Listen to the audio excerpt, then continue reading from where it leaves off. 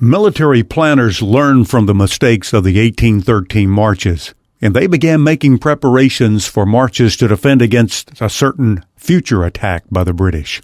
In the fall of 1813, Andrew Jackson interpreted news of a civil war in the Creek Nation as a British attempt to use American Indians as surrogates to attack American settlements.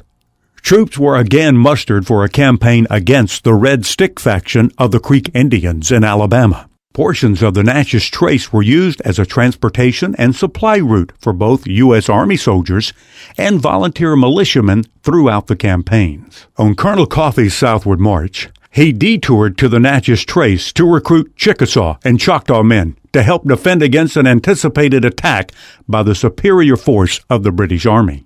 The U.S. Army was also instructed to take charge of Colbert Ferry to defend it and to assure its continued operation during the war. When General Jackson received intelligence that a force of 15,000 British soldiers were headed for the Gulf Coast, he set out an urgent plea for additional recruits to join his troops in New Orleans.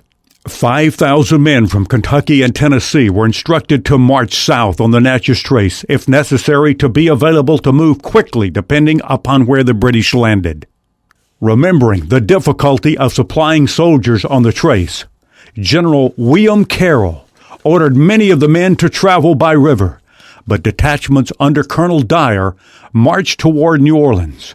John Jones, who lived on the Natchez Trace as a 10-year-old boy, recalled in latter years that for months prior to the Battle of New Orleans, "We seldom looked up or down the Natchez Trace without seeing passing soldiers."